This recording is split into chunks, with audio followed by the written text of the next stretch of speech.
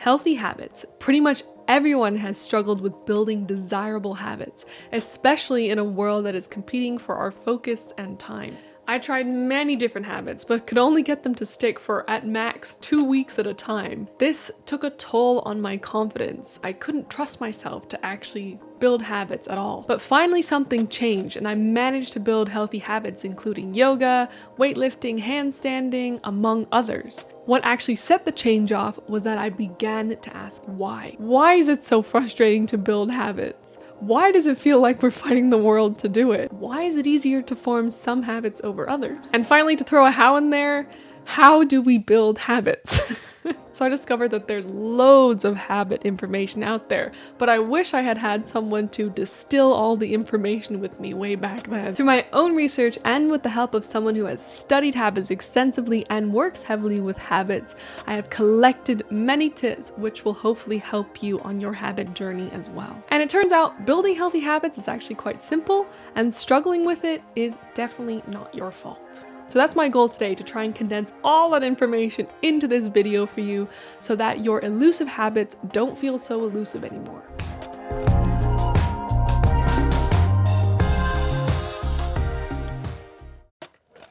Humans are super habitual beings. Based on current studies, it's assumed that a large chunk, if not the majority of our actions, are performed out of habit. There's so much that influences our habits on a day-to-day basis that it can be mind-boggling to think about. To figure out why we struggle and how we can fix it, I went to interview someone who knows a lot more about habits than I do. That someone is Jennifer Gewinner, a social scientist PhD specializing in behavioral economics and psychology. Her doctoral research investigated habit formation, nudging, and decision-making within these areas. Right off the bat, I wanted to ask her why we struggle with habits and what are some key things to remember when we're trying to build new habits. And she began with compassion, which kind of surprised me. What I always like to say is treat yourself as a human being. Maybe procrastination is a sign that we are asking something that is too complicated for us. This is what I'm capable of as a human being, right? I'm not a robot. I cannot ask myself to change my whole routine. So we are reacting with, I don't want to do this is too big. And maybe that's right? Jennifer makes the argument that some of the sciences have a negative view of our natural cognitive biases. For example, one everyone knows, procrastination. But this actually stems from economics. From the economic side of the study fields, and they say we should all be rational agents, maximizing utility all the time. Yet her perspective as more of a social scientist takes an alternative view.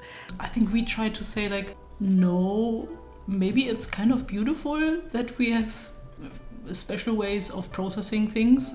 So procrastination may actually be a sign that we're asking too much from our minds or our bodies and are setting ourselves up for failure. In fact, Jennifer gives herself only one main habit a year to build. A lot of habits, for example, in 6 weeks you can have a new habit going when life is nice and calm. Right, true. But what if, right? You get fired at your job or something else, someone in your family gets sick. Will you be able to entertain that habit? No. So I think for myself, I actually think in years. Yeah. So I use one tiny habit in the beginning of the year and try to make it stick through 1 year. If it's not sticking well, I use another year. Yeah. So we should understand we have our limits and curb our expectations. If we choose less daunting goals that are easier to begin, then we're more likely to actually do these habits and build confidence in ourselves over time. And thus we'll be more likely to build more habits in the future. In that same vein, another one of the key points she mentioned was our limited willpower. Willpower is a limited resource. Yeah. And it diminishes over the day. So we start with 80 points of willpower in the morning, and then maybe at night we have nothing left. I think that's very important to know. So we can think of it like a glass of water or a cup of tea, although my cup is already half empty because I've been filming this video all morning. So unless you didn't get enough sleep or are sick, for example, on most days you start with a full cup. This cup is then naturally drained as the day goes on, as you add activities to your day, especially those which take mental or physical effort. For the most part, by the end of the day, we have very little willpower left. This was something new for me. I was trying to add my new cello practice in at the end of the day, which was making it so much more difficult. When I'm like last minute doing an assignment deadline, like absolutely I'm gonna do it. But then you're taking like willpower from the next day. Yeah, right? exactly. So the next day you're like eating your chocolate in the morning. Yeah. I don't know, like doing all the things that you normally so put yourself, true, restrain yourself. But then no, it's like gone. Yeah, I didn't think about it like that. I absolutely noticed like the next day, you know, I don't go to McDonald's that often, but I after I did that deadline, I went and got 20 chicken nuggets in university. It happens. I call it the willpower hangover. Yeah, it's so perfect. So this is why we may struggle if we don't take into account our energy levels throughout the day. We also discussed the concept of salience, which has a key part to play in building habits. Your attention. That's also a limited resource. So everyone is out to get that. I think it's really hard to still know your plan, like what are you trying to do during the day with all those voices being so loud and competing with it, right? You're hearing so much during the day that you kind of lose touch with your inner voice, and then you feel like iffy about it. Is this really what I wanted to do? Maybe that we are also a little bit insecure. I think then it's really hard to go back to your inner voice and not listen too much to to all the other voices, right? We really have to safeguard against that. So be very aware what you're listening to, you follow on Instagram. What are those people saying? Like, what habits do they have? And if it's kind of detrimental to what you are trying to accomplish, it will be costly. You have to use a lot of willpower to steer against it. And I think most of us don't have that much willpower. Finally, Jennifer explains how our environment has so much to do with why we struggle with habits. We can also think about like how we set up our apartment or house or home, set up ourselves up for success or maybe for failure. And there are so many studies showing like, for example, like your attention, like your salience, it gets eaten up by like clutter or maybe negative things in your home, that you see like the book where you're like, I should have read it but I didn't. Right? And every time you see this book, this message will come to you. So maybe you shouldn't have that book anymore. With less noise in your home, you will be so much more able to concentrate on the things that you want to accomplish. I never thought of it that way because I always thought of it the positive way, like leaving your yoga mat out or whatever. But yeah, if you leave proof of a negative thing, I'm sure it works the same way. That's a really good point. You don't want to have like things reminding you of your past failures when you're trying to go a new road. This reminded me of a quote from author Mark Manson. He wrote the book, The Subtle Art of Not Giving a He says, the only true form of freedom comes from self-limitation. Stop choosing what you want in life and start choosing what you're prepared to give up. He basically says we have to sacrifice some freedom or choice in order to find more structure in our lives in general, more freedom through different avenues. For example, Jennifer practices minimalism. That restricts her clothing choices, her environment, in order to unlock mental space, willpower, and free time to build the habits that she desires. So with that new outlook on why we actually struggle with habits, how do we begin to build these habits and overall change our lives?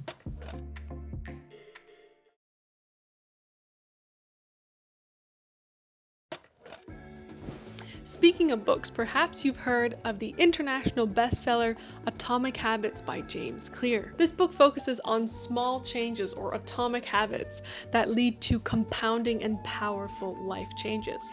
If you haven't already read this book and you're interested in habit building at all, then this is a must read. Within this book, James Clear pretty much outlines the perfect framework for building habits. But firstly, he makes an important distinction.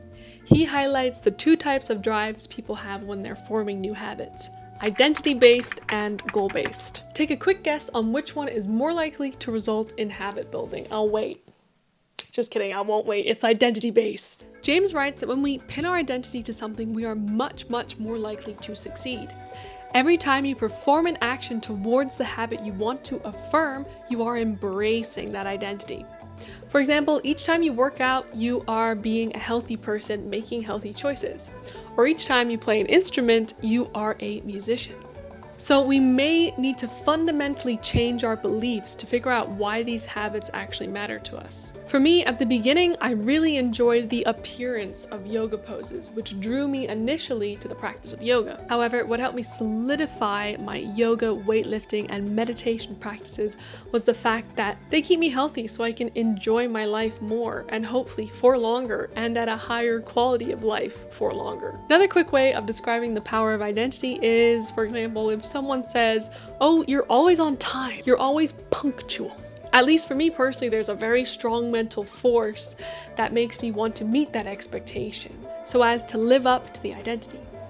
This is where accountability can come into play a little bit. In some cases, telling someone that you're starting a habit isn't always the best thing to do, but if you do tell someone you're working out and that you're being a healthy person now, there is now kind of a threat to lose that identity. Now, when it comes to actually building habits, we have to examine our interactions with them.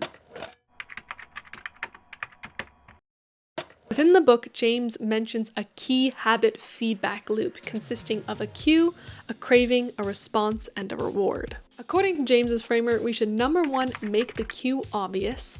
Number 2, make it attractive so we can crave it. Number 3, make it easy so hopefully the response feels over time effortless. Number 4, make it satisfying so we're more likely to repeat the habit. To make a habit obvious, we should specify the cue. So for example, we should focus on the location, the time, the preceding action, and make sure all of these work in our favor so we can just start the habit, which is often the hardest part. For example, with the cello, I would begin to play it at 2 p.m. in this room right after my mid-afternoon break. I also keep it out so it's there. I constantly visually see it, so it's much easier to pick up and start. Next up, we have to make a habit attractive. We could do this by adding a reward or pairing it with a habit you already enjoy. For example, when I start to play the cello, perhaps I'd have a bag of gummy bears next to me, or afterwards I would get a nice cup of coffee. Okay, maybe not a coffee because no caffeine after 12 p.m., I'm 26. Another thing to mention is we often adopt habits that our tribe deems attractive. Habits that are praised by our tribe or group or community we spend time in. This also includes habits you see on social media. Number 3, we should make our habits easy. It should be simple to repeat, simple to begin, and we should really try and avoid too much planning. When it comes to the cello again, I could promise myself to only practice 5 to 10 minutes a day. That's a commitment, but it is not so crazy, like 30 minutes to an hour, that it just seems daunting to even sit down and start.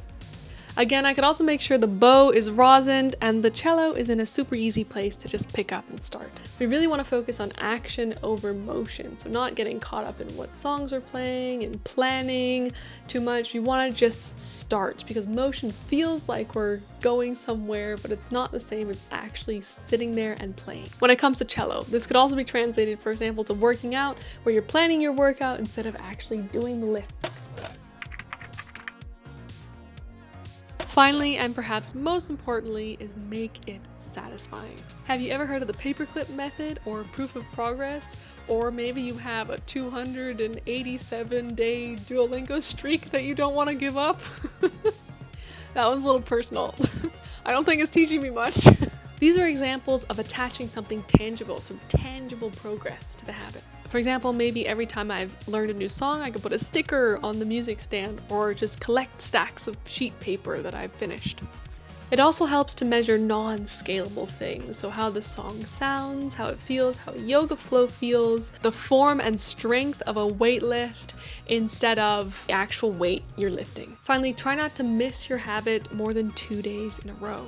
This depends on the habit a little bit and your goals, but it is much easier to continue a habit if you do it every single day. The longer you wait, the more difficult it is to just start again. So these are the tips that really got me started. These are super actionable and will already put you well on your way to building the habits you desire. But there's a couple extra tips I have for you and a few other ways that we can think about habits.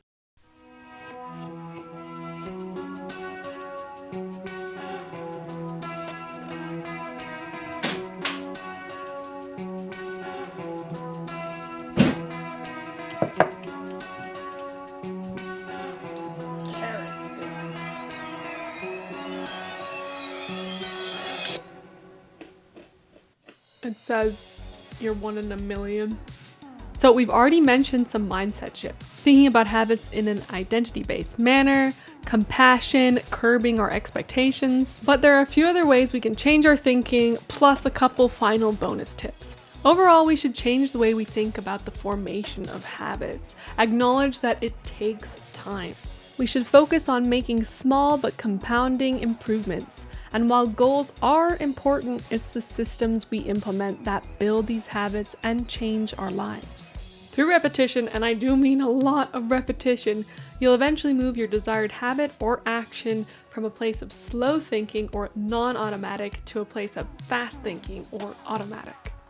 Number 2, if you struggle with accountability, consider using an accountability partner or a coach. They provide encouragement and that threat of social consequence or maybe slight embarrassment, which actually is a really good driving force, as mentioned previously. For example, you could hire a coach for fitness, and Jennifer only recommends using an accountability partner or coach at the very beginning so that over time you actually become self-sufficient, but using a coach during that very beginning phase can help show you the path of learning. Number 3, schedule mentally taxing tasks in the morning. God, we're on to the afternoon now, you can probably tell. In the morning, we're more alert and have that greater willpower, so we have more resources to tackle difficult tasks. Number 4, change your environment. So we mentioned a little bit about this before, but it is so important. This includes the people around you, so find communities that align with your goal and clean your surroundings, so remove distractions. Number 5, practice self-control and delay gratification. When not practicing the habit you desire, unless it is meditation, you can practice self-control and delayed gratification. Meditation or breathwork may be a really useful habit to start with if this is something you feel like you're lacking. Jennifer also describes the concept of mothering and fathering. She says we should strive for balance between being compassionate and gentle with ourselves and also giving ourselves that strong push that we need. Number 6, as mentioned earlier, we should practice action over motion. Motion or feeling like you're doing something can appear in the form of planning. Planning in itself can be a form of procrastination. We try and plan when we're really trying to be super good at a habit off the bat, or we're trying to get the right start. Instead, be okay with failing. Give yourself that permission to struggle when trying the habit for the first time. As you repeat the habit, you'll gain a deeper understanding, and in turn, that'll make planning more beneficial to you in the long run. But at the beginning, you may not even know what you need to plan. James Clear says, the truth is a habit must be established before it can be improved. Standardize before you optimize. Address other important aspects of your life first. If you feel overwhelmed or you aren't taking care of your fundamentals like sleep and food, focus on those before trying to add any new habit. And ensure you're not sacrificing needed relaxation time when your willpower is low just to try and fit in some new fancy habits. I have a video on how to rest, which I will also link at the end of this video. Using these tips, I was able to build a yoga practice, weightlifting, and meditation practice with much more ease. The struggle was completely lessened. It is still difficult to get that spark to start, but now I understand all the concepts. I know how to make it much easier for myself. And this time they've actually managed to stick for many years. Each new habit also instilled confidence. It helped me build myself as a person. It's kind of like a video game where you collect skill points and you feel stronger overall. Each of these tips are so vital and so important, and they intertwine in beautiful ways, but I think the most important one was identity. I had a strong drive to be healthy, to feel good, and to run around like I used to do as a child, in contrast to my teen years where I spent a large chunk of time sitting at a computer. That urge to change my identity laid the foundation for everything else. However, despite having anxiety, I don't have too stressful or hectic of a life, and still I am only able to build 1 to 2 habits every single year. So first and foremost, please be compassionate, as Jennifer mentioned. We are all unique, we have different brains and bodies, and some habits will come more naturally to some than others. But as a yoga and fitness teacher who sees the incredible value of these healthy habits, I think it is important to build some foundational habits like working out, because these are the habits that will impact your life immensely. So I really hope that these tips, or at least some of these tips, were helpful to you, or were at least a reminder and can get you started on that habit that you oh so desire. It's 100% possible, we just need to be gentle. Before I forget, here's your bonus, a Notion template which can help structure these habits into your life. It'll be in the description. So thank you and see you next time.